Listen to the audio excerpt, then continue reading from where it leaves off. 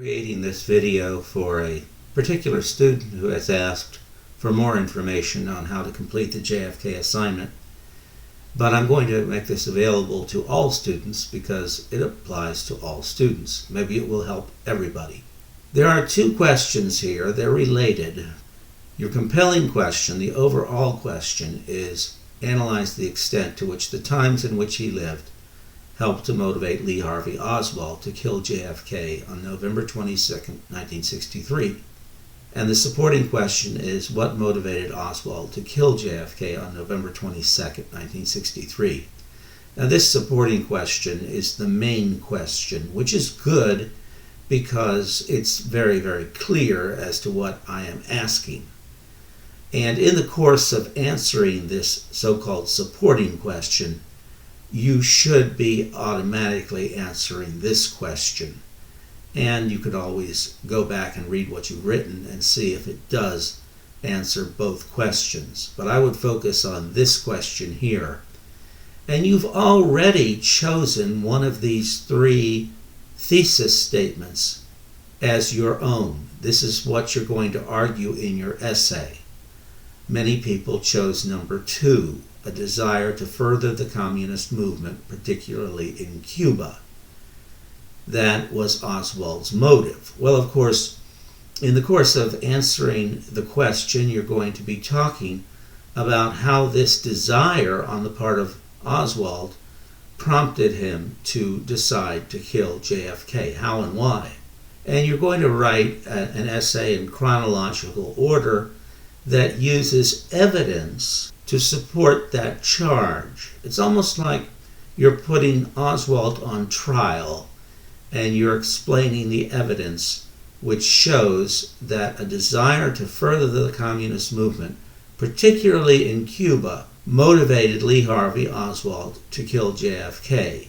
So obviously, the evidence that you present has to be related directly to this so-called desire to further the communist movement, particularly in Cuba. If a piece of evidence has nothing to do with that, it certainly doesn't show that this was his motivation, does it? Again, it's a lot like a trial, and you're used to seeing stories about trials, so this should be pretty obvious.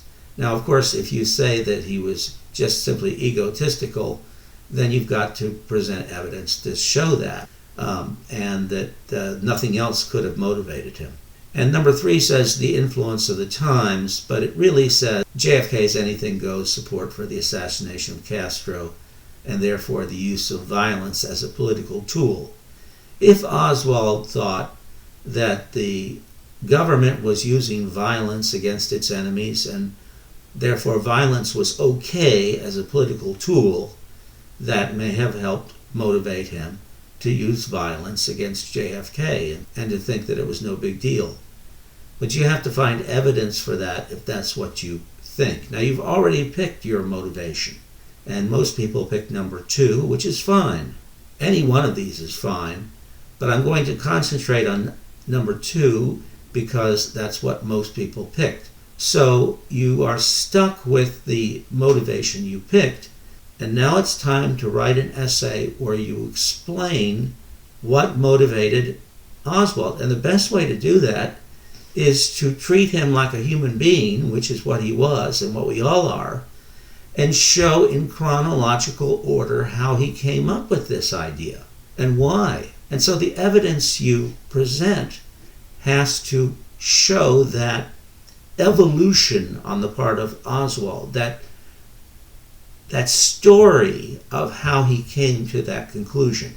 History is a story, so you definitely want to write your essay out in chronological order, following Oswald's life during the time when he was motivated by Cuba. You don't have to talk about his childhood, but you do have to talk about the time when Cuba was in the news.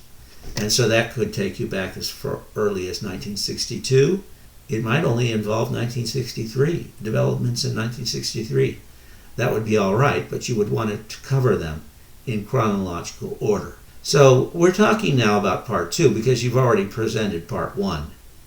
And I wrote comments on your part 1, which was simply a list of sources that you intend to use.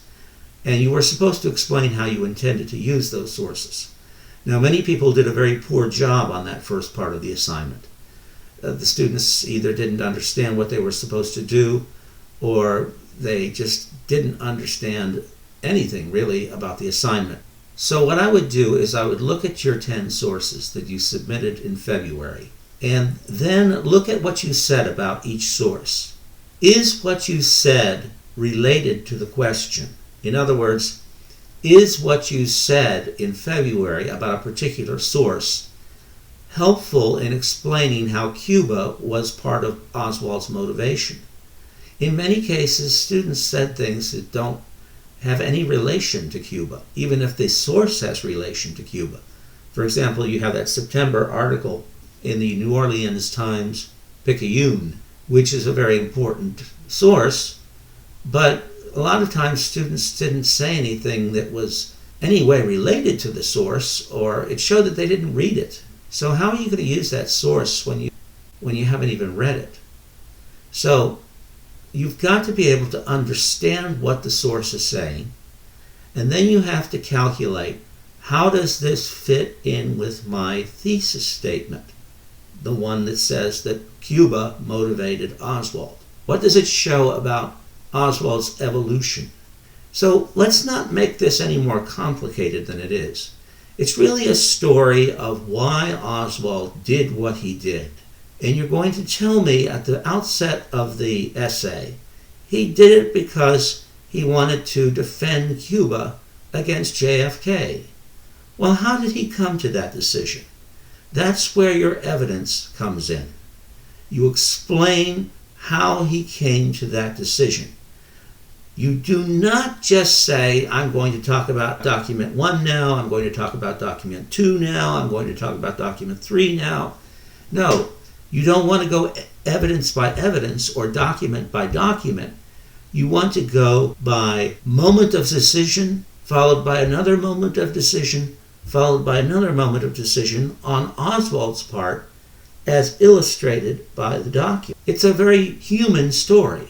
How did someone reach a decision? And the only way we can know, because we can't interview Oswald, he's dead, is by looking at the things he may have read, or the things he said, or what others have said about him and Cuba. So the final point I want to make is you want to make sure that all of your documents relate to this question of Cuba, and that you understand how each document is different, so you can explain the specific part that that document played in influencing Oswald or showing his thinking at the time. I hope this helps you with the assignment.